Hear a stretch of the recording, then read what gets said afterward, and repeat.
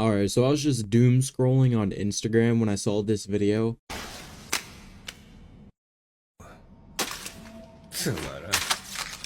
And it was just so ridiculous that I wanted to talk about it. You know, you probably have seen it before. It was this woman that got pushed across the line and then her car got hit by the train. And don't worry, she survived, so don't think that it's some kind of dark video or anything like that. She's fine. And sorry I've been gone for so long. I had an upper respiratory infection that was not a whole lot of fun to deal with. Hey, yo, good photo of everyone who asked. Yo, check out, it's a bus full of everyone who asked. But make sure to like and subscribe. I'm almost to 700 subscribers, so we're getting close to PewDiePie.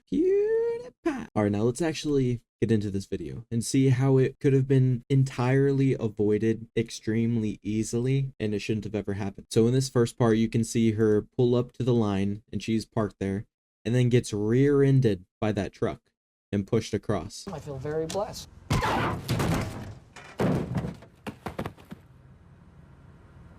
Now, at this point, I think it's very clear she could have just kept driving. You see, there's no barricade right here. There's nothing there. All she would have to do is drive forward, but for some reason, she decides to drive backwards.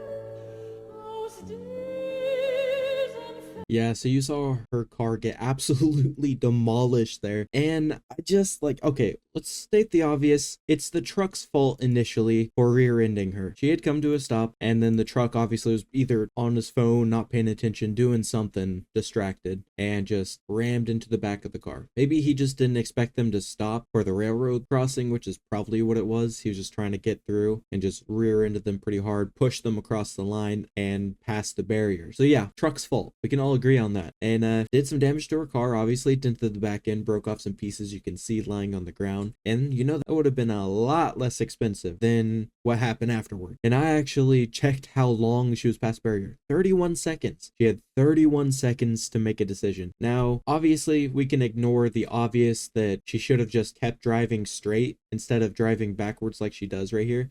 You can see she's pushing against it, and those are designed to break off. So maybe going the opposite direction, it wasn't designed for that because it was not expecting anyone to be going that way. So it might have not broken off very easily. And so that's why she got stuck and decided to get out of her car. Now, I understand she's panicking, adrenaline's pumping, and that's why she's just making the absolute worst decisions possible. I get that, you know, but at the same time, no matter how much anxiety or overthinking or overwhelmed you're feeling in the moment, I'm pretty sure you'd still be able to see that there's nothing in front of you and you can easily keep driving forward. She could have even pulled forward just a little bit more, not even all the way across the road, just in that little gap right there, and would have been fine. But she could have easily crossed the road and kept going, or just pulled up front, pulled to the left, pulled to the right.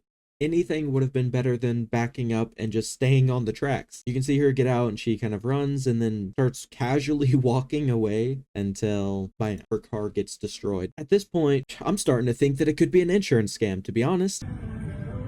Oh, and she's down. Oh.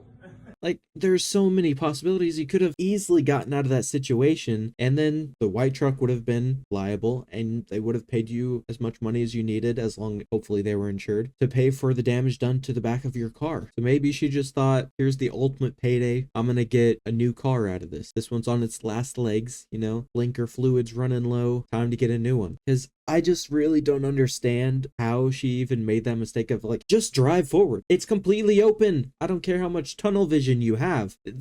Just drive forward. I don't get it. But yeah, the truck will probably be held liable because there's proof of them rear-ending them. I don't know exactly what will happen to the woman. It might all go to the truck because he initially pushed her across and rear-ended her, but maybe some will go to her because she could have just pulled forward or something and it would have been completely avoidable. But I really have no idea what the legal standpoint of this would be. Maybe we'd get a Legal Eagle video, you know, talking about this. That'd be good. But I think it's just insane because there are a lot of people that are, of course, saying how, you know, it's the final brain cells fighting each other, which makes a lot of sense. And a lot of people are saying it's all the truck's fault and everything. And I agree, it's the truck's fault. I'm not trying to be redundant, so I'm going to go ahead and end the video. But just imagine being one of these vehicles driving away and you just never even know that this happened behind you. Like, you're just not looking your mirrors or anything and you just keep going on about your day. That'd be pretty funny. Anyway, if you like the video, make sure to like and subscribe, share it with your friends, your enemies, whoever you want, really. And yeah, see ya.